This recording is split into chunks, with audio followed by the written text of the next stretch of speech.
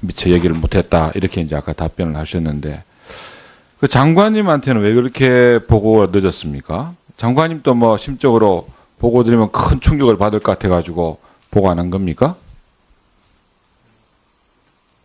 아니 18일 날 또 배울 수 있는 기회도 있었고 직접 대면할 수 있는 기회도 있었고 또 많은 그 보고 전달 사항들이 유선으로 이루어집니다. 전화로. 아 근데 그 장관님도 그럼 그렇게 충격 받으실 것 같아서 보고를 안 했습니까?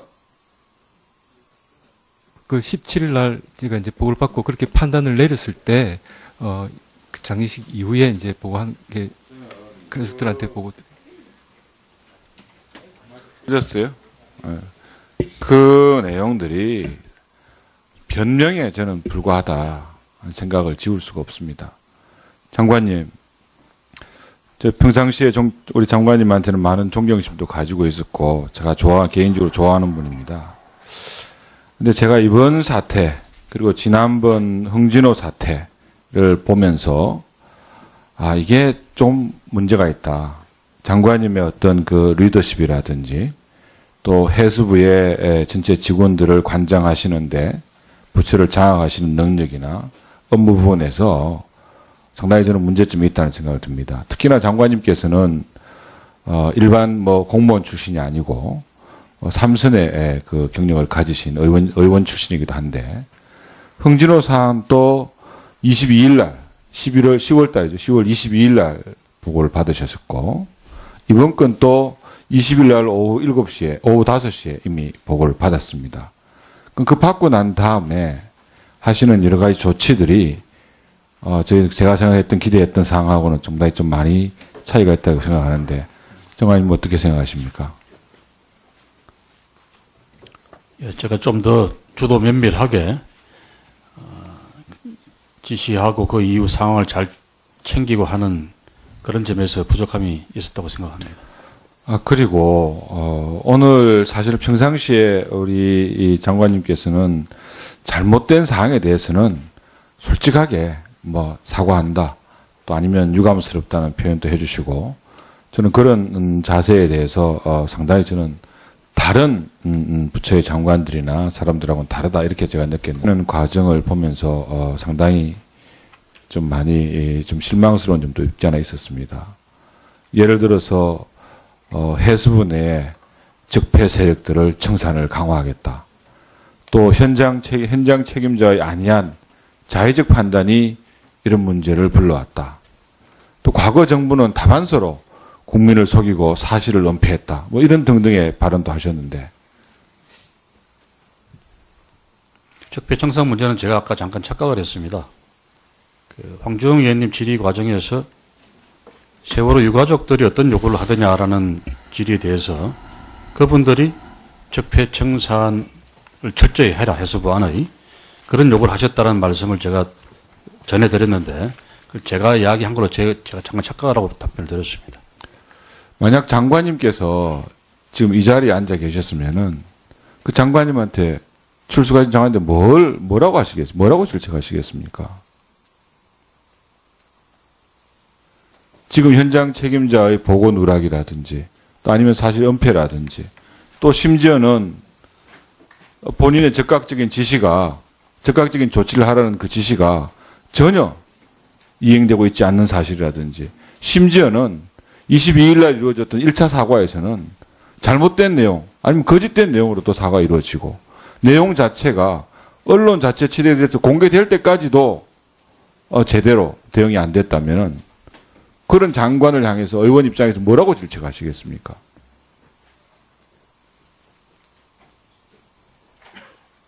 이것이 과연 현장 책임자 아니면 공무원들의 일방적인 책임으로 돌릴 수 있겠습니까?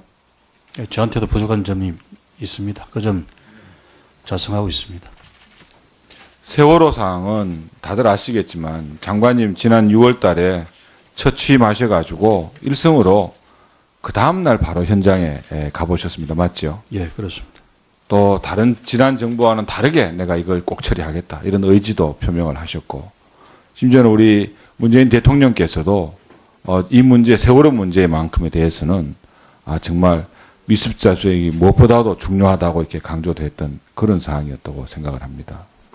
그런데 이런 사항을 처리함에 있어가지고 지금 뭐 이번에 드러난 그런 상황은 정말로 이해하기 어렵고 국민들이 어떻게 이 사항을 받아들이고 이해할 수가 있겠습니까? 그런데 이런 문제들을 현장 책임자의 자의적이고 아니냐는 판단에 의해서 이루어진 것이다. 이렇게만 답변한다면 정말 책임 있는 장관으로서 또 정치인 출신 장관 아니십니까? 국민들의 마음을 누구보다도 잘 알고 민감하게 반응할 수 있는 분이신데 이 문제에 대해서는 좀 더 장관님께서 심도 있게 생각을 좀 해봐 주시고요. 예, 물론 그렇습니다. 이 자체가 뭐 장관님의 거취에 대해서 여러 가지 얘기가 나온다고 하지만 저는 뭐 그렇게까지는 생각을 하고 있지는 않는 그런 사람 중에 한 사람이긴 합니다. 하지만 이 문제가 결코 그렇게 현장 책임자의 개인적인 일탈로 돌리기에는 너무나 중대하고 국민들에게 미친 영향이 크다는 점에 대해서는 장관님께서도 인식을 같이 해주시기를 부탁을 드리겠습니다. 예, 동의하십니까? 잘 알겠습니다. 예, 동의합니다. 이 사안에 대해서 상처받은 많은 사람들 있다는 거 잘 알고 있지 않습니까? 예, 우리 장관님께서도 20일 날 오후에 보고를 받으시고 21일 날 청와대 국무회의가 안 있었습니까? 예, 그때도 관계된 수석이라든지 비서관들 아니면 대통령님한테 이 내용에 대해서는 전혀 보고를 안 하셨습니까? 예, 그때 보고 못 드렸습니다. 대통령께서도 이 사안에 대해서 철저한 진상조사, 책임자 문책 등등이 있었고 총리께서도 여기에 대해서 사과의 표시를 하셨습니다. 어떻습니까? 장관님께서 대통령님에게 이번 사안에 대해서 좀 진정성 있는 대국민 사과를 건의하실 의향은 없으십니까? 이런 이유가 어쨌든 정부의 과오가 만들어낸 일이고 그런 점에서는 대통령 이전에 제가 사과를 드리고 또 책임을 지면 져야 될 일이라고 생각을 합니다. 그래서 그 연후에 대통령님의 의사표명이나 이런 것들은 따로 또 논의되어야 된다고 생각합니다. 지난번 홍진호 사건 때는 사안의 발생이라든지 까맣게 몰랐다는 그 점에 대해서는 어떻게 보면은 현장에 조금 나간 선장의 책임 또 아니면은 그때 당시에 거짓으로 얘기를 했다는 전 선장의 책임 이런 걸로 해가지고 그 사람한테 가장 큰 책임이 있다. 또 이번 사안에 관해서는 현장 책임자가 아니한 판단을 냈다. 이런 식의 사항으로 문제를 이렇게 풀어나가는 문제는 근본적인 대책이 아니라고 저는 생각을 합니다. 장관님께서 여러 가지 생각들을 많이 하고 계시겠지만은 이번 사례가 두 번 다시 재발되지 않도록 철저한 진상규명과 대비책을 세워주실 것을 부탁드리겠습니다. 예, 명심하고 배전의 각오로 임하겠습니다. 네, 이만희 의원 수고하셨습니다. 이어서 이성근 의원 질의해 주십시오. 예, 위성근 의원입니다. 예.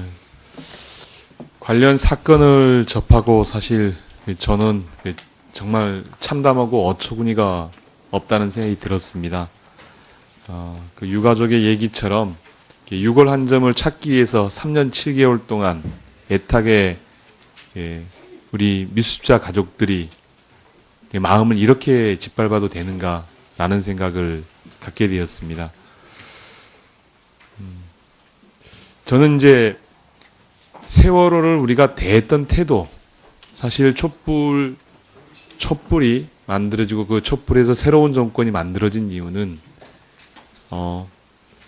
국민이 궁금해하고 국민이 아는 것에 대해서 관료들이 재단하고 관료들 스스로 그것을 중요하지 않다 생각했던 그러한 인식에서 저는 비롯됐다고 생각을 합니다. 그런 부분이 사실은 이제 국민의 분노를 자아냈고 또 이번도 그렇다라고 생각을 합니다.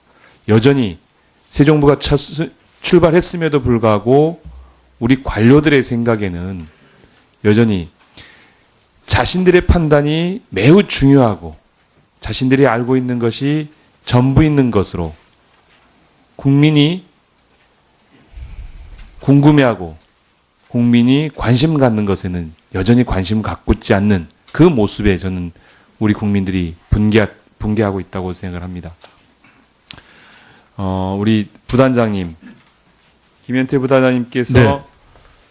그 11월 17일 13시 30분경에 대외 협력 과장으로부터 보고를 받으셨죠. 어떤 네. 보고를 받고 어떤 얘기를 했습니까? 네, 11시 반경에 진흙세척장에서 뼈 1점이 발견됐다 예. 보고를 받았습니다. 예, 보고를 받고 과장께는 무엇라 얘기를 했죠? 잠깐만 기다려보라고 그랬습니다. 잠깐만 기다려보라. 예, 생각 좀 해보자고요. 예. 그리고 나서 다시 대외 협력 과장께 언제쯤 얘기를 전달했습니까? 일단은 솔직하게 언제쯤인지 기억은 못합니다만 그 몇 시간 내에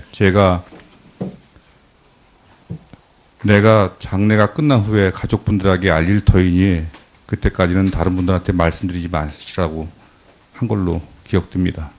그때 과장은 뭐라고 답변했습니까? 알겠다고 했습니다.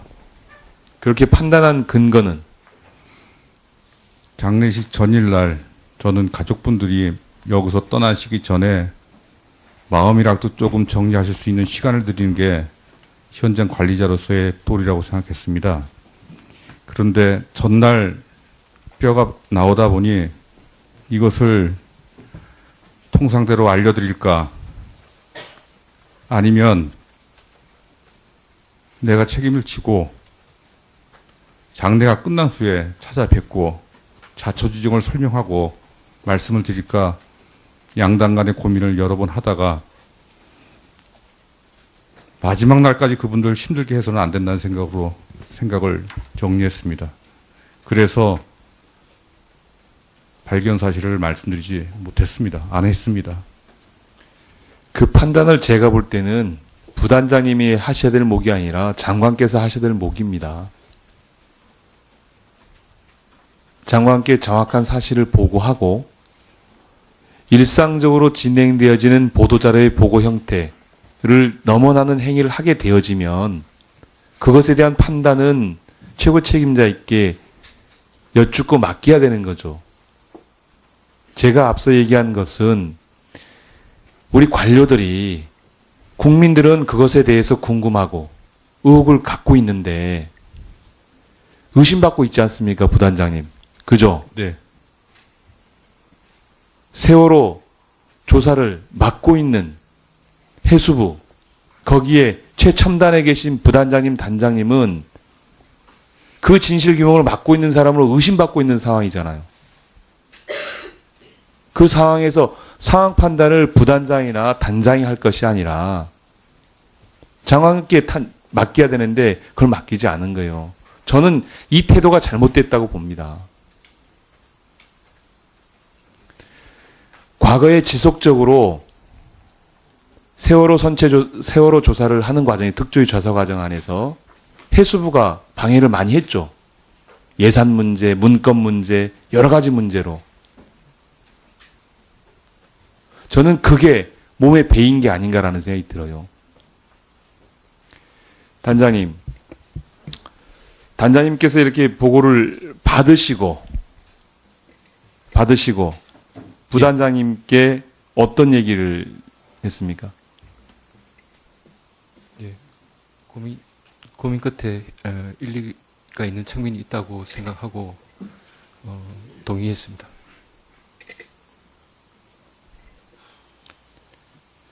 저는 우리가 세월호 7시간을 얘기하는 이유도 사실은 이와 비슷한 거죠. 그 시간에 뭐 했느냐, 왜 안 했느냐.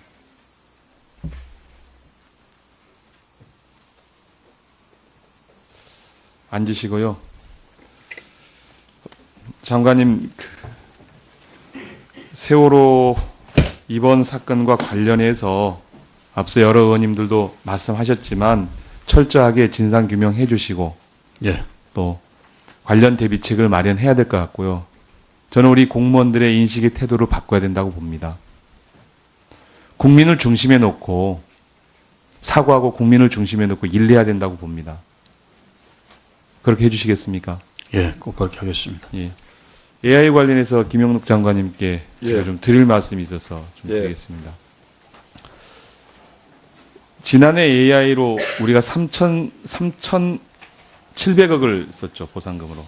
예, 3,200억 정도. 3,200억을 썼죠.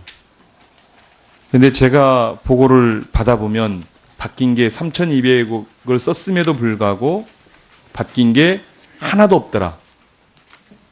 동의하십니까, 장관님? 지난해 AI 사례를 교훈 삼아서 정부에서 종합적인 대책을 나름대로 강화된 대책을 마련하고 10월부터 지금 특별 대책 기간을 정해서 시행을 하고 있습니다. 고창에서 고창에 있는 독림저수지, 예, 거기 농장에서 이제 이번 사건이 났죠. 네, 몇 메다 떨어져 있는지 아십니까? 250m 떨어져 있습니다. 250m 떨어져 있다라는 얘기는 사실 철새랑 같이 산다고 봐야 되는 거죠. 철새 위험성이 상존하고 있다고 보이는 거죠. 철새가 먹이 활동을 하려면 어느 정도 날아가서 먹이 활동을 하겠습니까? 먹이 활동 거리는 굉장히 깁니다만은 예, 철새가 주로 머무르는 지역입니다. 예. 머물어서 먹이가 있는 곳에 가게 돼 있죠. 예, 그러면 이 농장은 먹이가 있죠. 그럼 당연히 철새가 오게 되겠죠. 그러니까 제가 봤을 때는 AI에 걸린 철새와 오리가 함께 사는 공간이에요. 여기서 AI가 안 걸릴 수가 없다라고 생각이 되어집니다. 저는 이 문제에 대해서 구체적인 대책을 마련해야 된다고 생각합니다. 철새들지에서 제가 볼 때는 3km 이상, 3km 이내에 있는 농장들은 폐쇄하거나 이전하거나 하지 않으면 이런 휴업제 가지고 해결될 일이 아니라고 생각합니다. 두 번째로요. 지금 여전히 거점 소독센터, 그렇게 탈 많고 말 많았던 거점 통역 소독센터를 운영하고 계신데 이 센터의 운영 방식을 바꿔야 됩니다. 농장 중심으로 소독체계, 방역체계를 바꿔야 돼요. 그런데 제가 농림식품부에 관련 작년에 농장에 관련 실태조사를 했느냐라고 물었더니 실태조사가 되어진 게 없답니다. 3,200억을 썼는데요. 농장이 어떤 조건에 있는지, 농장이 규모는 어떤지, 농장의 시설은 어떻게 생겼는지, 비닐하우스로 되어 있는지, 아니면 철골 트러스로 되어 있는지, 아니면 그 지역에 철새가 날아다니는지 안 날아다니는지 이 보고서 하나 없답니다. 장관님, 실태조사 해야 되지 않겠습니까? 네, 제가 질문 다 끝나면 답변을 드리겠습니다. 그리고 하나 더 말씀드리면 농장의 출입 구조를 개선해야 됩니다. 사람이 들어가는 공간과 양계라든가 닭이라든가 아니면 계란들이 다니는 공간을 분리해서 해야 되는데 여전히 같은 공간으로 드나들고 있습니다. 이 문제에 대해서 해결을 하지 않으면 방법이 없어요, 사실은. 이번 고창 저수지에 비닐이 뚫려서 그 비닐 안으로 분변이 들어와서 퍼진 거라고 얘기하지 않습니까? 제 의견에 대해서 장관님 의견. 예, 우리 이성건 의원님께서 지적하신 부분에 대해서 공감되는 부분이 많이 있습니다만 일부는 좀 제가 그래도 설명을 좀 드리겠습니다. 예를 들면 고창 오리 농가의 철새의 위험성이 큰 지역입니다. 그렇다고 해서 철새가 오리하고 같이 놀 수 있는 그런 상황까지는 아니고요. 다만 철조망 일부가 찢어졌고 지붕 위에 철새 분변이 다수 있었다고 합니다. 그렇기 때문에 철새의 분변을 매개로 해서 얼마든지 농장과 매개가 될 수 있는 그런 상황에 있었다는 것을 말씀을 드리고, 그렇기 때문에 철저히 차단하기 위해서는 울타리를 쳐야 되고 또 철조망도 치고 이렇게 해야 됩니다만, 그런 부분들이 취약지역은 반드시 하게 되어 있는데 여기 저수지 옆이기 때문에 취약지역인데도 불구하고 제대로 이행을 안 했습니다. 그래서 이런 부분에 대해서는 앞으로 살처분 보상비를 결국 농가의 책임을 물을 수밖에 없습니다만은, 그 아까 말씀하신 그러면 취약지역에 이런 가금 농장을 어떻게 할 것이냐, 3km 이내에는 앞으로 허가를 하지 말아야 된다. 관련 법안이 제출되어 있습니다. 그래서 그 부분은 적극적인 검토를 하겠습니다. 어느 정도 거리를 할 것이냐 하는 것 연구 검토를 하겠습니다만은 적극적인 검토를 하겠다는 말씀을 드립니다. 그다음에 거점 소독 시설이 농장 중심으로 바뀌어야 된다. 저는 농장 중심의 초동 단계 차단 방역이 가장 중요하다. 평시 방역이 가장 중요하다는 것은 저도 의원님과 생각이 같습니다만은 거점 소독 시설도 전국에 135개소 정말 중요한 지역의 차량 소독을 위해서 하기 때문에 그 부분은 필요하다고 이렇게 생각이 됩니다. 그리고 실태조사가 제대로 안 돼 있다. 이 부분은 제가 다시 정말 실태조사가 어느 정도 돼 있는지 다시 파악을 해 보겠습니다만은 현재는 취약지역 지역을 중심으로 해서 전담 공무원이 배치가 돼 있고 매일 전화로 상담하고 묻고 또 수시로 예찰을 하도록 돼 있습니다만은 이 부분에 대해서 실태 파악을 더 해보도록 하겠습니다. 그다음에 출입 구조 문제를 지적을 하셨습니다만은 종란장 같은 경우 의원님 말씀하신 대로 그렇게 개선하도록 조치가 이미 이루어졌는데 일반 가금 시설에 대해서는 지금 전시를 설치해서 출입할 때 반드시 소독하게 하고 그런 여부를 확인할 수 있도록 또 가금의 상태를 확인할 수 있도록 CCTV를 설치를 권장을 하고 있고 지금 의무화할 계획으로 있습니다. 그런데 다만 전실도 사실은 일부 설치하지 않는 가금 농장이 분명히 있기 때문에 이런 부분도 이번 기회에 이제는 권장과 계도만 갖고 안 된다 하면은 필요한 행정적인 처분을 하겠다는 말씀드립니다. 해서 보고 좀 해주시고요. 그다음에 3,200억 선제적으로 1,000억만 쓰면 다 해결할 수 있습니다. 근데 3,200억 올해도 쓰게 될 겁니다. 잘못하면. 그렇지 않습니다. 제한되는 노력을 다 하겠습니다. 노력해 주십시오. 네. 이성근 의원 수고하셨습니다. 이어서 이양수 의원 질의해 주십시오. 이철조 단장님 앞으로 좀 나와 주실래요? 11월 17일에 6호를 최초 발견한 이후에 20일 날 장관께 보고를 했는데 늦어진 이유는 아까 설명을 드렸습니다. 그런데 20일 날 장관이 매뉴얼대로 조치를 하라 그랬는데 하지 않은 이유가 뭐죠? 20일 날 장관 보고를 들어갔을 때 장관이 조치를 하라 얘기했을 때 장관 조치를 이행하지 않은 것으로 지금 알려져 있는데 예. 근데 장관님께 어떤 조치를 하라고 지시를 받았습니까? 예, 아까 장관님께서 말씀하신 대로 미수적 가족, 그다음에 선체조사위원회 등 관계 기관에 관련 어떤 절차에 따라서 해라 네. 말씀이시고요. 그랬는데 왜 안 했죠? 그래서 일단 그 선체조사위원회가 있는 목포 현장 수습본부에 그 지시를 전달했습니다. 지시를 했고 그러면은 그 현장에서 지시가 이루어졌나요? 위원님 제가 답변 드려도 되겠습니까? 예. 예, 지시를 받고 22일 날 9시 전에 그 선체조사위원장님 아니 20일 날 예, 저 연락을 받았을 거 아니겠어요? 예, 단장한테서 연락을 받았는데 21일 날 바로 조치를 하지 않은 이유. 네. 일단 미수습자 그 당사자 분께는 장례가 끝나자마자 연락드리는 것은 아니라고 생각을 했고요. 그 다음에 선체조사위원회는 위원장님께서 그 다음날 3시에 일정이 되신다고 하여 22일 날 제가 직접 찾아뵙고 말씀을 드렸던 예, 겁니다. 알겠습니다. 예, 들어가셔도 좋습니다. 장관님께 여쭐게요. 예. 지금 선체 수색 작업 중에 시신이나 미수습자와 관련이 있다고 판단되는 유류품을 발견하면 그 다음에 어떤 조치들이 이루어져야 됩니까? 즉시 선조위에 통보가 되고 그다음 미수습자 가족들에게 통보가 되어야 됩니다. 그리고 정해져 있는 정기적인 언론 공개하는 그 절차를 밟아야 됩니다. 그거보다 더 중요한 게 일단 모든 작업을 중단하고 신원 확인팀을 호출해야 되겠죠. 예.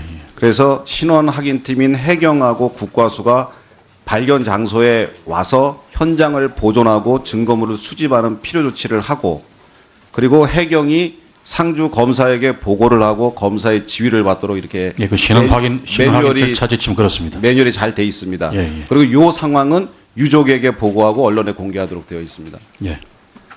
해경 가셨나요? 해경 관계자. 보냈어요. 그러면 저 단장님께 여쭐게요. 해경한테 신원 확인팀인 해경과 국가수에 연락한 시점은 언제예요?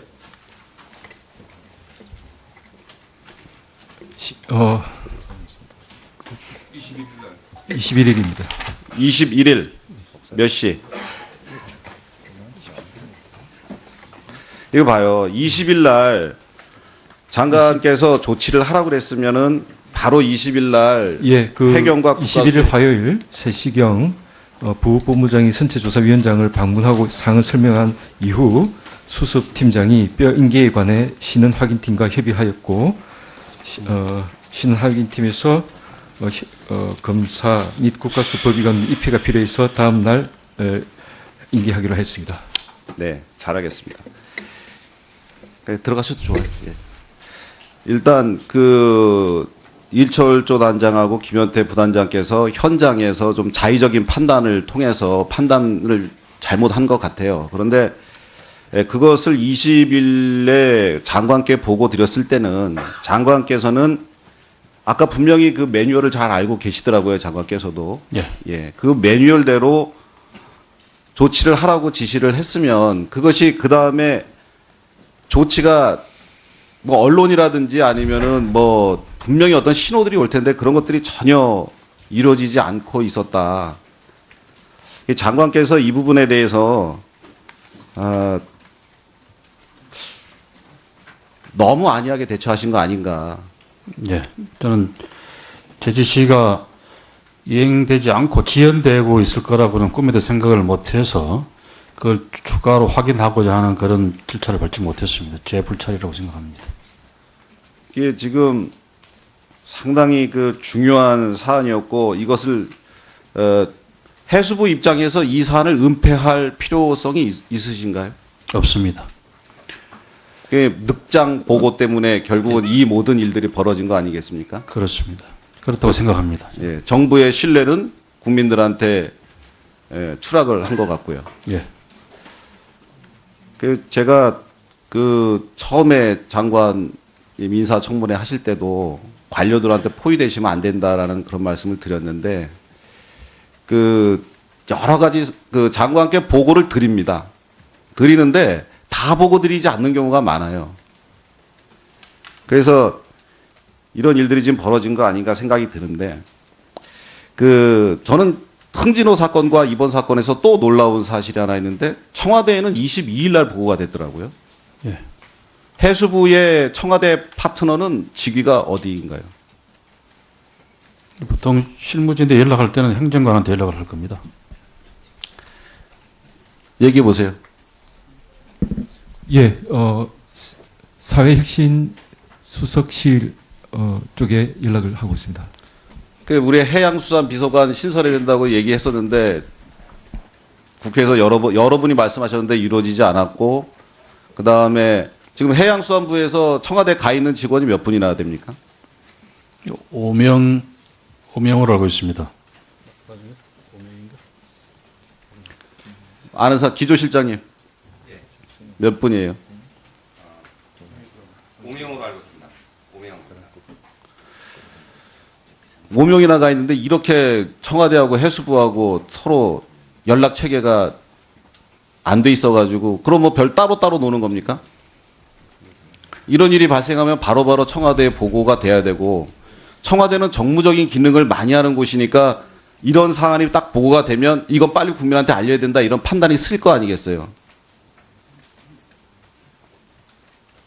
이 세월호 관련해서는 사회혁신수석실에서 담당하고 있어서 그쪽하고 연락을 하는 걸로 알고 있습니다. 그게 청와대의 내부가 뭐 잘 아시겠지만 어느 쪽으로 보고가 돼도 서로 공유가 될 수 있는 부분이 있습니다. 이 해수부 쪽으로 농업비서관실로 가도 되고 사회혁신수석실로 가도 되는데 근데 언로가 지금 차단돼 있다는 느낌이 많이 듭니다. 저번에 흥진호 사건에서도 청와대는 아무것도 모르고 있다가 방송 보고 알았다고 얘기를 나오는데 저희가 기겁을 했는데 이번에도 또 다시 지금 11월 17일 날 이루어진 것이 11월 22일 날 5일 뒤에 청와대에 보고되었다는 것은 이 해수부와 청와대가 서로 전혀 유기적으로 정보를 공유하지 못하고 있다는 그런 판단이 들고요. 그리고 세월호 문제는 사실 안타까운 사건이었고 지금 오늘도 또 그 세월호의 문제에 대해서는 추가 조사가 필요하다고 해서 법안이 통과됐을 정도로 계속해서 관심을 가지고 있는 그런 사안인데 이렇게 그냥 담당자들이 자의적으로 판단해서 자의적으로 업무 처리하고 장관께서도 이렇게 해서 정부가 국민들한테 불신당하기 시작하면 결국은 국민 통합이나 소통 잘 안 되고 그렇게 되면 또다시 비극이 벌어지지 말라는 법이 없잖아요. 그리고 장관께서 한 가지만 더 여쭤볼게요. 아까 그 언론에 보니까 그리고 이제 언론을 보시고 여당 의원님께서 말씀하셨는데 세월호 은폐 의혹 이철조 김현태 알고 보니 특조위 방해 주역 적폐 세력 이런 얘기가 나오는데 장관님도 이분들에 대해서 그렇게 생각하고 계신가요? 아까도 말씀드렸다시피 목포 현장에서 인양과 수습에 같이 고생했던 우리 직원들은 좀 다르게 생각해야 된다라고 저는 판단하고 있습니다. 이양수 의원 수고하셨습니다. 의원님들께 잠시 양해 말씀을 드리고자 합니다. 김영록 농림축산식품부 장관이 AI 발생에 따른 정부 방역대책 관련 인터뷰를 내서 이성 요청을 해왔고 위원장이 간사위원들에게 협의하여 이를 허용하고자 합니다. 이 없으시면은 김영록 장관 퇴장하셔도 좋습니다. 네, 혹시 의원님께서 질문하실 부분이 있을지 모르니까 30분 더 있겠습니다. 아, 그래요? 좋습니다. 이어서 이완영 의원 질의해 주십시오. 예, 칠곡성주고령 이완영 의원입니다. 농림부 장관님 바쁘시다니까 먼저 묻겠습니다. 예. 10월부터 심각 단계에 준하는 AI 특별 반역 대책 추진해 왔다. 예. 맞습니까? 예, 맞습니다. 근데 이렇게 결과는 이제 막지 못한 상황이 왔는데 어떻게 보세요? AI가 오는 경로가 뭐 철저히라고 지금 확진은 안 됐습니다만은 여러 가지 위험성이 있기 때문에 최대한 초동 방역에서 막아내도록 노력을 하겠습니다. 그럼 이번 발생은 철새로 아직 보고 있습니까? 철새로 확인은 안 됐습니다. 유전자 분석 결과가 내주 중반쯤 나오기 때문에 내주 중반쯤 돼야 어떻게 됐는지 예각조사와 함께 이루어져야 된다고 봅니다. 그러니까 개연성은 많습니다. 그러니까 AI 발생 원인이 지금 농림부에서 공식적으로 원인이 뭐다? 지금까지 발생 상황을 보고 정리된 게 있습니까? 이번의 경우에는 지금 현재 아니 과거 사례로 봐서 AI의 발생 원인은 뭐였다? 대체로 철새로 이렇게 나와 있는 것으로 알고 있습니다. 또 다른 요인은 예? 잔존 이제 바이러스가 있다가 발현된 경우도 물론 있습니다. 오늘 보고에 보면 농장 주변 오염 매개체에 의해 농장 내 유입 이게 무슨 말이에요? 오염 매개체 이거는 야생 조수료 얘기 아니잖아요. 그러니까 뭐 예를 들면은 쥐들이 매개가 될 수도 있고 사람이 또 매개도 될 수 있는 그런 점이 있을 수 있다. 그러니까 지금 뭐 벌써 여러 차례 발생했는데 물론 어려운 점이 있겠지만 제대로 원인을 참 확정하지 못하고 있다. 이게 가장 큰 원인 같습니다. 저는 그죠? 문제인 것 같다. 이번에 유전자 분석을 해보면은 순천만에서 발견된 H5N6하고 동일한 계열인지 또 확인이 되겠습니다만은 어떤 예단을 미리 하면은 우리가 방역 단계에서 놓칠 수가 있기 때문에 예단을 미리 하기보다는 모든 가능성을 두고 거기에 따른 대책을 세우고 있습니다. 참 깝깝하다는 생각이 많이 듭니다. AI 관련해서 그죠?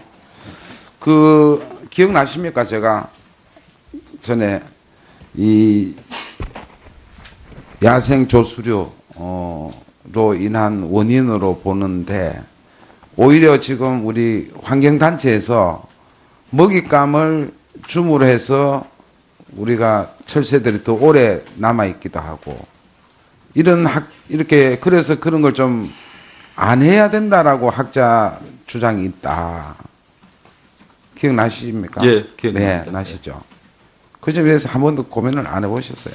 그래서 지금 이번에도 좀 철새 도래지에 대해서는 통제를 할 수 있도록 지금 자치단체 협조를 했고 이미 철새가 많이 출몰하는 지역들은 통제를 하고 있습니다. 그리고 수렵장도 또 이번에 문제가 있을 수 있다. 그래서 환경부에 요청을 했고요. 환경부에서도 또 지자체와 협력해서 수렵장들도 통제를 하고 있습니다. 그러니까 과거에도 유전자 분석을 다 했을 거 아닙니까? 과거에 발생했던 사례에. 예, 우리 유전자 분석을 030 했습니다. 예. 예. 근데 그를 쭉 03년부터 지금 뭐 한 6차례 이렇게 했는데 그 유전자 분석으로 원인을 확정적으로 얘기 못 하나요? 예를 들면 H5N6 같은 경우는 작년에 작년에 처음 나타난 것이고요. 예. 340건 정도는 H5N6였고요. 44개 정도는 H5N8. 유전자 계열이 N이 좀 다른 계열이 또 나타나기도 했고 그렇기 때문에 지금 유전자 분석을 이번에 하면은 다음 주 중반에 나옵니다. 그럼 H5N1이 우리가 최초 한 4차례 발생, 이거는 원인을 몰라요.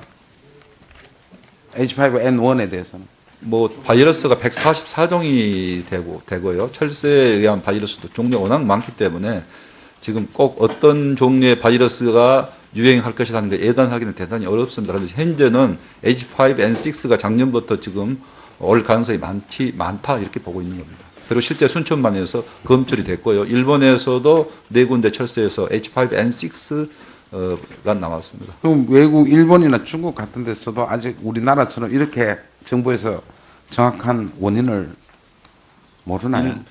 중국은 사실은 AI가 상대화되어 있고요. 그러니까 원인을 백신을 야생 조수료다, 뭐 야생 조수료, 뭐 철새다, 아니면 뭐 이런 외국에서 조사한 게 없나요? 우리 정부에서? 대체로 야생 조수로 이렇게 원인을 보고 있습니다만은 뭐 백신 쓰는 국가들은 상계화되어 있는 거고요. 예. 우리나라도 상계화되어 있느냐 여러분 여러 논쟁이 사실 있는 건 사실입니다. 예. 어쨌거나 저는 이 AI는 원인을 어쨌거나 뭐 과학자들, 학자들 해서 좀 정확하게 네. 그죠? 그걸 규명을 하는 게 첫째 앞으로 예방의 지름길이다. 이렇게 생각하면서 주문을 드리는 거죠. 예, 의원님 말씀대로 예. 그렇게 하겠다는 말씀 드리고요. 이번에 다만 한 가지 보고를 드리면은 지금 추가적인 신고는 없습니다. 그래서 일단 초동 방역을 철저히 더 해야겠다는 생각이고요. 어떤 신고가 대단히 중요하기 때문에 국민들께 교육 홍보를 철저히 하도록 하겠습니다. 예. 해수부 장관님, 지금 이 본부장, 김 부본부장은 직위 해제 상태입니까?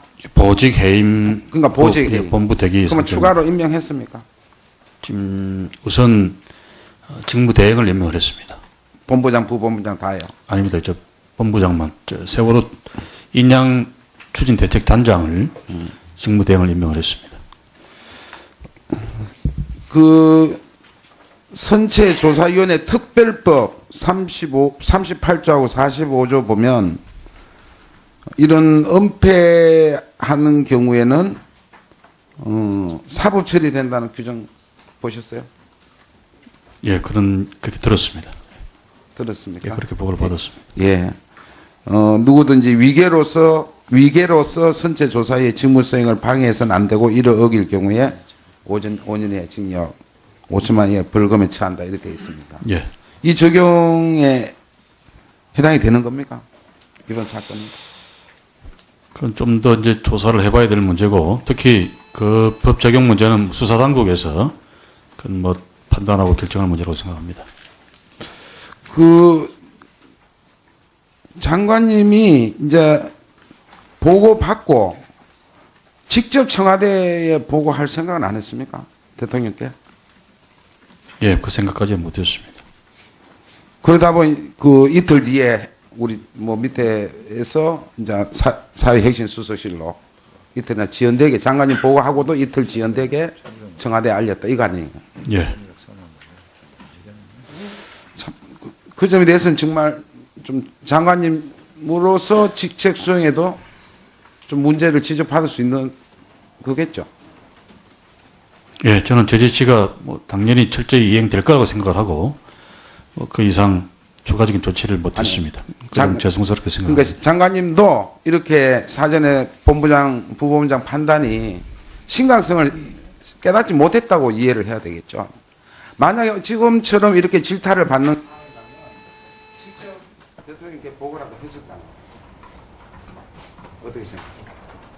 그 상황에서는 그 전날이 주말이고 또 장례식이 치러졌던 기간이기 때문에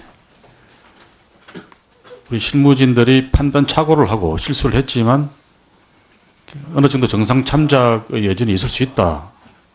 그래서 지금이라도 빨리 신속하게 연락을 하고 조치를 취하면 좀 그래도 용서받을 수 있지 않겠는가 그런 생각을 했던 게 사실입니다. 당시에 그렇게 심각성 있게 받아들였다면 그 후에 장관님 지시한 것도 바로 챙겼어야 되는데 못 챙겨서 죄송하다고 국민들한테 얘기했지 않습니까? 그리고 또 장관님으로서는 국무위원으로서 이런 심각성을 대통령에게도 직보를 했었어야 되지 않겠는가. 장관으로서 직무가 소홀한 거 아닌가. 제가 그걸 여쭤보는데 부하한테 지시한 거라고 그건 제대로 하셨는데 대통령한테 지금 이렇게 은폐하려고 하는 게 아닌데 지금 은폐까지 용어가 나왔지 않습니까? 이렇게 심각한 것이라면 직보를 했었어야 되지 않느냐. 어떻게 생각하세요? 그 시점에서는 그런 판단까지 못했습니다. 예, 추가 질의하겠습니다. 네. 이한영 의원 수고하셨습니다. 이어서 홍문표 의원 질의해 주십시오. 본부장하고 부본부장 앉은 상태에서 우리 본부장에게 묻겠는데요. 이 두 분이 은밀하게 이렇게 약속을 해서 은폐를 했는데 이게 왜 언론에 나왔나? 그 두 분 중에 누가 살짝 언론에 흘린 거 아니야? 왜 이게 언론에 나왔지? 그 이유를 어떻게 생각하세요? 저희도 그 이유는 모르겠습니다. 왜냐하면은 21일 날 제가 오후 3시에 선체조사위원장님께 그 말씀을 그래서 언론에 이게 며칠 날 터졌죠? 22일 날 나온 걸로 22일 날 나왔지. 예. 자, 그러면은 두 분이 결국 이걸 은폐하자 이렇게 약속을 하고 은폐를 했는데 지금 생각하니까 어떻게 생각하세요? 네, 현장 관리자로서 잘못된 판단을 해서 미수자 가족분들하고 국민분들 모두에게 상처와 무리를 일으켰다고 생각합니다. 그래서 그 말씀을 제가 요도를 해서 우리 국민에게 지나갔지면은 이 장본인 두 사람이 뉘우치고 있다. 그것을 제가 알려주기 위해서 이제 이 질문을 드렸는데, 이제 문재인 정부 6개월에는 치명적인 상처를 줬어요. 그렇죠?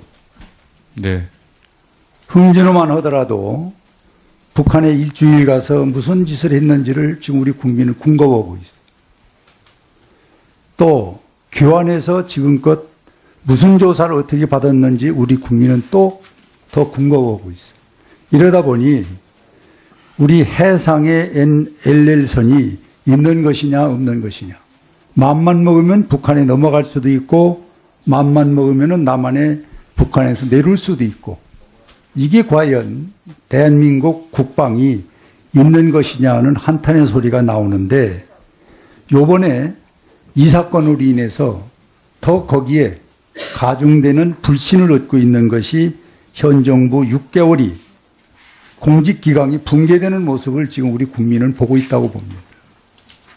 여러분들은 자의적인 판단으로 인간적인 행동을 했을지 모르지만은 이렇게 이 문재인 정부에는 돌이킬 수 없는 엄청난 지금 상처를 주고 있고 국민에게 불안감을 주고 있는데, 문제의 결론은 아까 존경하는 우리 의원님들이 앞에서 질문을 해주셨는데, 이 세월호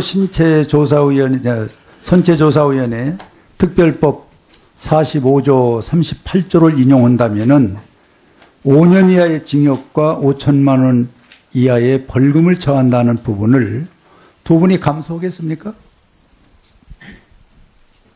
어떻게 생각하세요? 심정적인 것만 얘기해 보세요. 네, 저희들은 절대 은폐한다는 생각을 하지도 않았고 그 현장은 할 수 없다고 생각을 하고 있었습니다. 아니, 이 38조와 45조의 징역 5년 이하 5천만 원 벌금을 수용하겠느냐 말이에요. 만약에 문제가 되면. 예, 저희들이 위계로서 조사를 방해까지는 안 했다고 생각합니다. 자, 그러니까 문제가 더 되는 거예요. 이후에 또 설명이 나오는데 내 시간이 없어서 말씀을 못 드리는데 최소한도 우리 5천만 국민이나 이 유가족들에 대해서는 어떠한 책임도 진다 이래야지 여기서 또 변명을 하고 또 이유를 달아버리면은 더 이것은 이 정부를 곤욕스럽게 만드는 거예요. 예, 당신들은 상당히 자의적인 생각이 이기적으로 판단하는 것은 국가에 도움이 안 된다. 이렇게 저는 지적을 하고요. 그 다음에 장관에게 좀 묻겠습니다. 예. 장관님이 저는 참 평소에 존경하고 또 솔직하셔서 참 너무 좋은 점이 많은데 요번 이 사건 20일 날 보고받으셨잖아요. 예, 그렇습니다. 근데 이게 언론에 터졌으니까 망정이지 만약에 안 터졌으면 그냥 갈 거 아닙니까? 그렇지는 않습니다. 어떻게 그냥 어떻게 그렇지 않는다는 이유가 뭡니까? 아무리 제가 뭐 다른 일을 바쁘고 하더라도 제 지시가 제대로 이행이 안 되고 있는지 여부를 2, 3일 정도 후에는 반드시 체크를 했을 겁니다. 그거는 저는 그렇게 생각 안 합니다. 저 두 분에게 이렇게 매뉴얼에 의해서 지침을 주었는데도 그거를 안 했고 또 지금 장관께서는 청와대 보고를 직접 하지 않았다. 예. 이렇다면은 이게 잘못하면 그냥 은폐해서 넘어갈 수도 있는 거 아닙니까? 은폐될 수가 없는 구조입니다. 당장 현장에서 5사람이 같이 그 상황을 봤기 때문에 해수부 직원들만 아니라 민간인도 있고 국방부 직원도 있는 그런 상황에서 은폐가 될 수가 없습니다. 아니 그러면은 언론에 22일 날 터졌는데 17일 날 그동안에 왜 안 터졌죠? 지금 장관이 그렇게 말씀하신다면? 그래서 그분들 중에 아마 한 사람이 틀림없이 언론에 제보를 하든지 그분 했을 텐데. 말고 또 제보원분이 있는데 예. 그 말은 여기서 제가 얘기는 않겠습니다마는 제가 묻는 말씀은 예. 장관께서 20일 날 받았는데 22일 날 언론에 이게 터졌단 말이에요. 예. 그 안에 청와대는 지금 모른다고 그러거든. 예. 이게 모른다고 할 일입니까? 만약에 보세요. 예. 대통령이나 청와대에서 생색을 내고 국민에게 기쁨을 주는 일이라면은 그분이 밤잠 안 자고 어디든지 가는 분 아니에요, 대통령이. 그런데 이거는 입장 곤란하니까 지금 슬쩍 보고를 안 받았다 하면 끝입니다. 장관도 보고 안 했다고 그러고. 그리고 언론에서 22일 터졌고. 그러면 이거는 누가 봐도 이 안에 미스터리가 있는 거예요. 그래서 오해를 받는 거예요. 해수부가 보고를 하지 못한 불찰 때문에 그러니까 보고를 누가 안에서 했든지 간에 지난번에 흥진호만 하더라도 딴 데는 다 몰라듣지만은 청와대만 알아가지고 오다를 준 거 아닙니까? 몇월 며칠 날 해상에서 북한에 피납됐던 백악관이 이거 인수받아라. 이렇게 세계에서 그리고 국제에서 국내에서 개미새끼 하나 움직이는 것도 다 알고 있는 청와대가 그래 이 엄청난 일을 언론에 터지기 전에 몰랐다. 저는 그렇게 생각 안 합니다. 그 관계 비서관이나 조직들은 모르는 사람들이에요.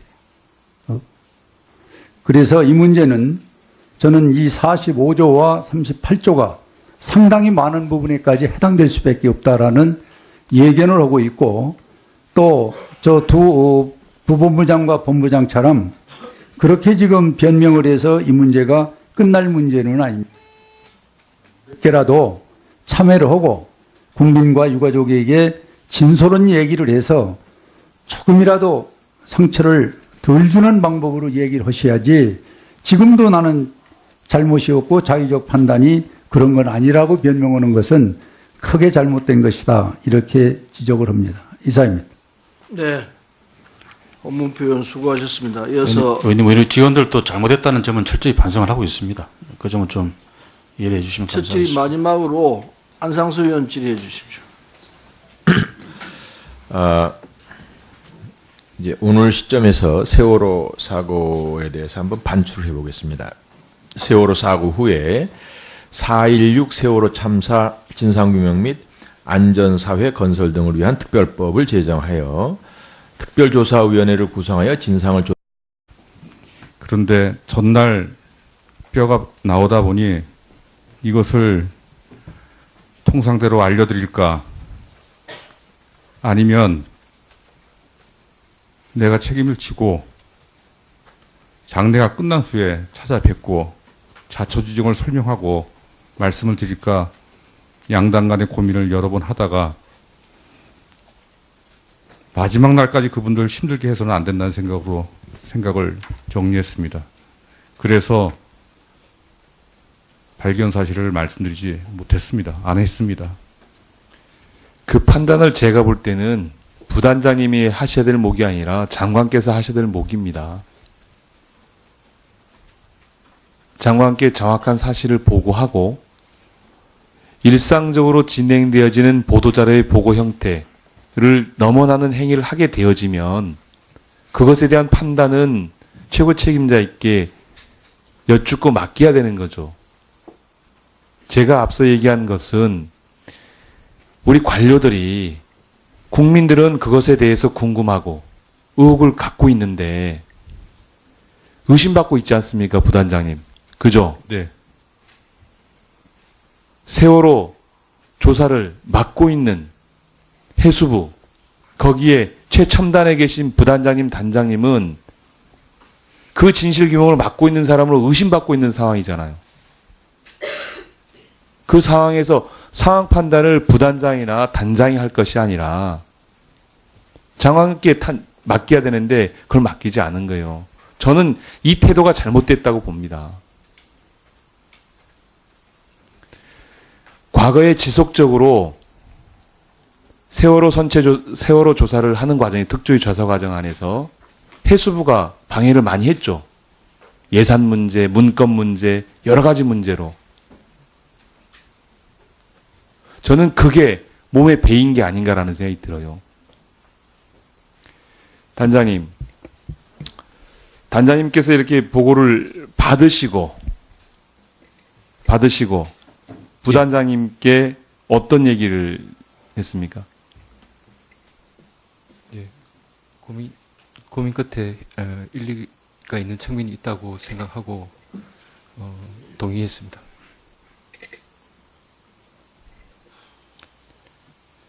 저는 우리가 세월호 7시간을 얘기하는 이유도 사실은 이와 비슷한 거죠. 그 시간에 뭐 했느냐, 왜 안 했느냐.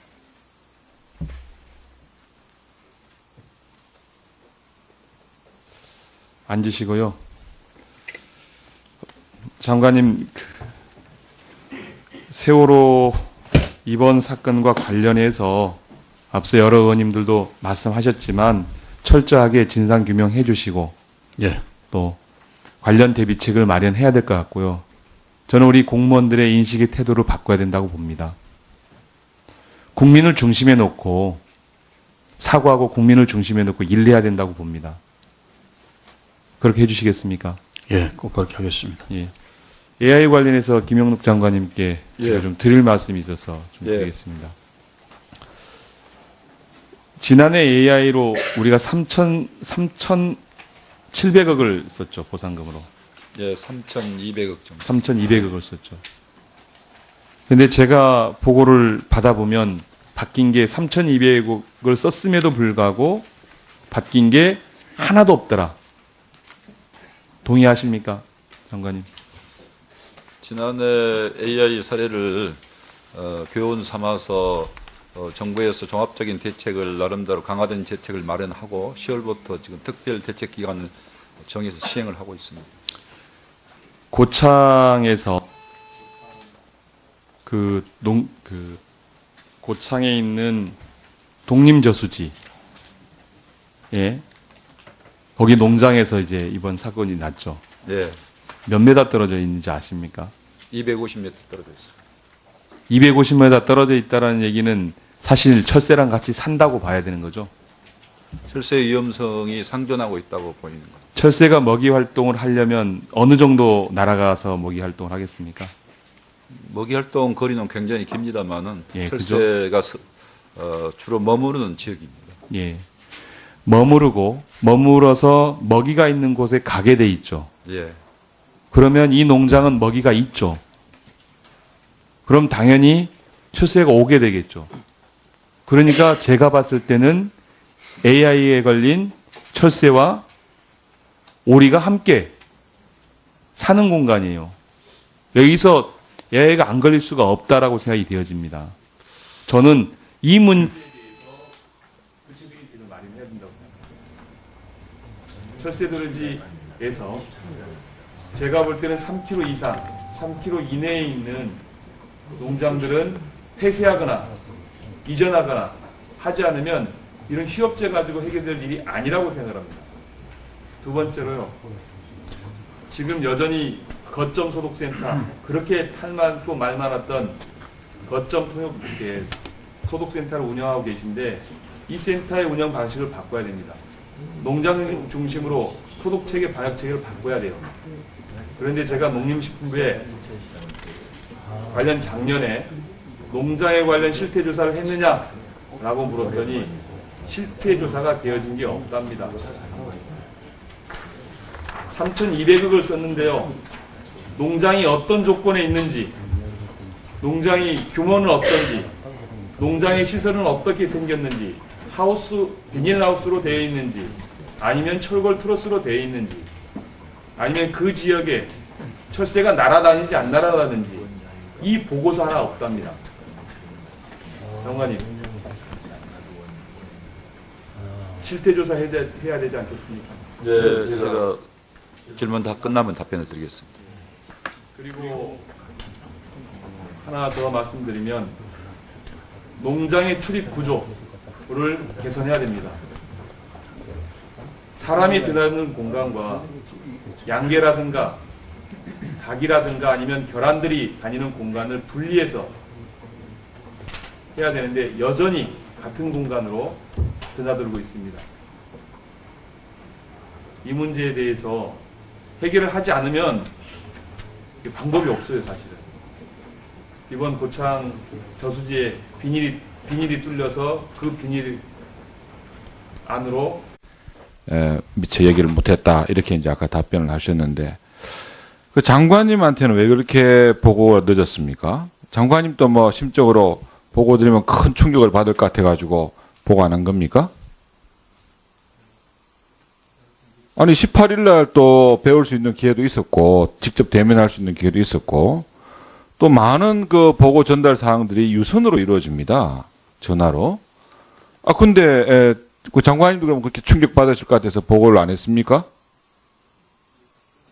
그 17일 날 제가 이제 보고를 받고 그렇게 판단을 내렸을 때, 그 장례식 이후에 이제 보고한 게 가족들한테 보고. 늦었어요? 그 내용들이 변명에 저는 불과하다 하는 생각을 지울 수가 없습니다. 장관님, 저 평상시에 우리 장관님한테는 많은 존경심도 가지고 있었고 제가 개인적으로 좋아하는 분입니다. 근데 제가 이번 사태 그리고 지난번 흥진호 사태를 보면서 이게 좀 문제가 있다. 장관님의 어떤 그 리더십이라든지 또 해수부의 전체 직원들을 관장하시는데 부처를 장악하시는 능력이나 업무 부분에서 상당히 저는 문제점이 있다는 생각을 듭니다. 특히나 장관님께서는 일반 공무원 출신이 아니고 삼선의 그 경력을 가지신 의원 출신이기도 한데 흥진호 사안도 22일 날 10월 달이죠. 10월 22일 날 보고를 받으셨었고 이번 건 또 20일 날 오후 5시에 이미 보고를 받았습니다. 그럼 그 받고 난 다음에 하시는 여러 가지 조치들이 제가 생각했던 기대했던 상황하고는 좀 많이 차이가 있다고 생각하는데 정관님 어떻게 생각하십니까? 예, 제가 좀 더 주도 면밀하게 지시하고 그 이후 상황을 잘 챙기고 하는 그런 점에서 부족함이 있었다고 생각합니다. 그리고 오늘 사실 평상시에 우리 이 장관님께서는 잘못된 사항에 대해서는 솔직하게 사과한다 또 아니면 유감스럽다는 표현도 해주시고 저는 그런 자세에 대해서 상당히 저는 다른 부처의 장관들이나 사람들하고는 다르다 이렇게 제가 느끼는 과정을 보면서 상당히 좀 많이 좀 실망스러운 점도 있지 않아 있었습니다. 예를 들어서 해수부 내에 적폐 세력들을 청산을 강화하겠다. 또 현장 책임자의 아니한 자의적 판단이 이런 문제를 불러왔다. 또 과거 정부는 다반서로 국민을 속이고 사실을 은폐했다. 뭐 이런 등등의 발언도 하셨는데 적폐 청산 문제는 제가 아까 잠깐 착각을 했습니다. 황주영 의원님 질의 과정에서 세월호 유가족들이 어떤 요구를 하느냐라는 질의에 대해서 그분들이 적폐 청산을 철저히 해라 해수부 안의 그런 요구를 하셨다는 말씀을 제가 전해드렸는데 제가 이야기한 걸로 제가 잠깐 착각을 하고 답변을 드렸습니다. 만약 장관님께서 지금 이 자리에 앉아 계셨으면은 그 장관님한테 출석하신 장관님한테 뭐라고 질책하시겠습니까? 지금 현장 책임자의 보고 누락이라든지 또 아니면 사실 은폐라든지 또 심지어는 본인의 적극적인 조치를 하라는 그 지시가 전혀 이행되고 있지 않는 사실이라든지 심지어는 22일 날 이루어졌던 1차 사과에서는 잘못된 내용 아니면 거짓된 내용으로 또 사과가 이루어지고 내용 자체가 언론 자체 취재에 대해서 공개될 때까지도 제대로 대응이 안 됐다면은 그런 장관을 향해서 의원 입장에서 뭐라고 질책하시겠습니까?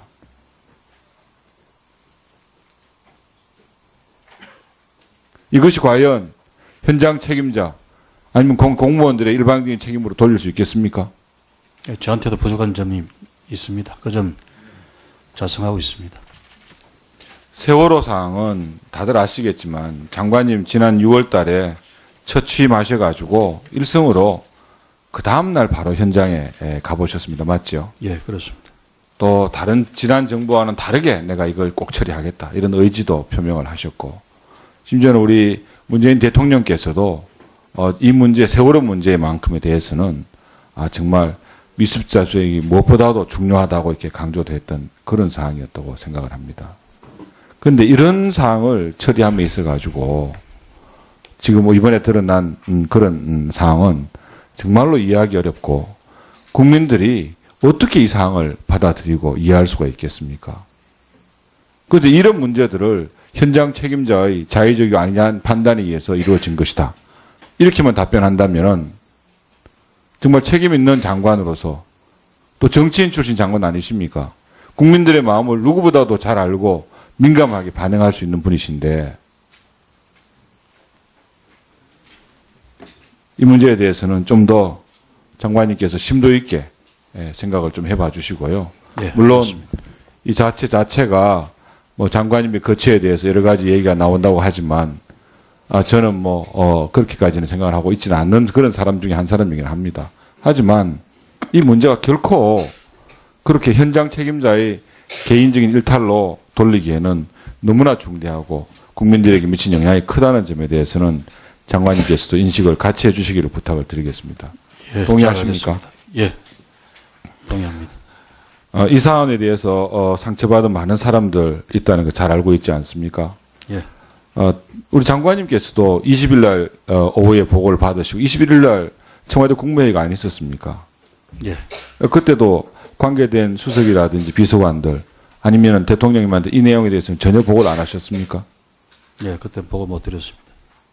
대통령께서도 이 사안에 대해서 철저한 진상조사, 책임자 문책 등등이 있었고 총리께서도 여기에 대해서 사과의 표시를 하셨습니다. 어떻습니까? 장관님께서 대통령님에게 이번 사안에 대해서 좀 진정성 있는 대국민 사과를 건의하실 의향은 없으십니까?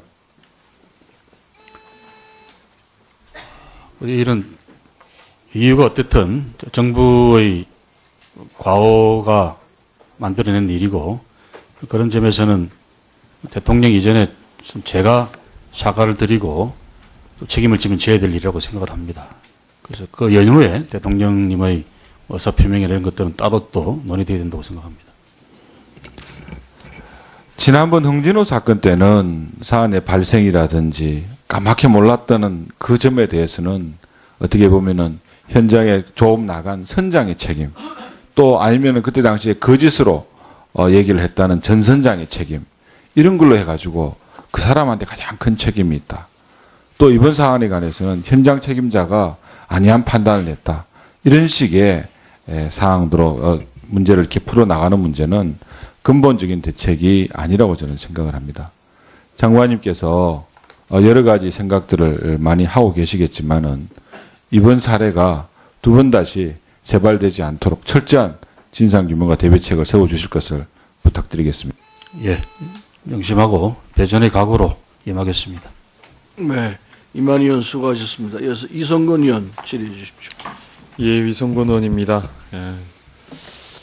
관련 사건을 접하고 사실 저는 정말 참담하고 어처구니가 없다는 생각이 들었습니다.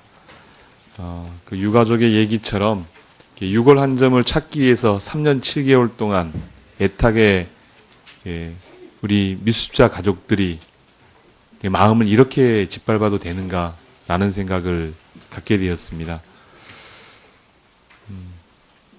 저는 이제 세월호를 우리가 대했던 태도, 사실 촛불이 만들어지고 그 촛불에서 새로운 정권이 만들어진 이유는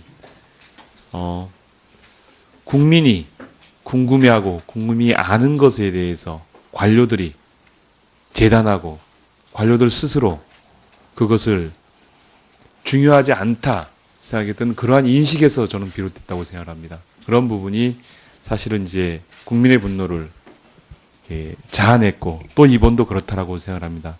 여전히 새 정부가 출발했음에도 불구하고 우리 관료들의 생각에는 여전히 자신들의 판단이 매우 중요하고 자신들이 알고 있는 것이 전부 있는 것으로 국민이 궁금해하고 국민이 관심 갖는 것에는 여전히 관심 갖고 있지 않는 그 모습에 저는 우리 국민들이 분개하고 있다고 생각을 합니다. 우리 부단장님, 김현태 부단장님께서 네. 그 11월 17일 13시 30분경에 대외 협력과장으로부터 보고를 받으셨죠. 어떤 네. 보고를 받고 어떤 얘기를 했습니까? 네, 11시 반경에 진흙세척장에서 뼈 1점이 발견됐다. 예. 보고를 받았습니다. 예, 보고를 받고 과장께는 무엇라 얘기를 했죠? 잠깐만 기다려보라고 했습니다. 잠깐만 기다려보라. 예, 생각 좀 해보자고요. 예. 그리고 나서 다시 대외 협력과장께 언제쯤 얘기를 전달했습니까? 일단은 솔직하게 언제쯤인지 기억은 못합니다만 그 몇 시간 내에 내가 장례가 끝난 후에 가족분들에게 알릴 터이니 그때까지는 다른 분들한테 말씀드리지 마시라고 한 걸로 기억됩니다. 그때 과장은 뭐라고 답변했습니까? 알겠다고 했습니다. 그렇게 판단한 근거는? 장례식 전일날 저는 가족분들이 여기서 떠나시기 전에 마음이라도 조금 정리하실 수 있는 시간을 드리는 게 현장 관리자로서의 도리라고 생각했습니다.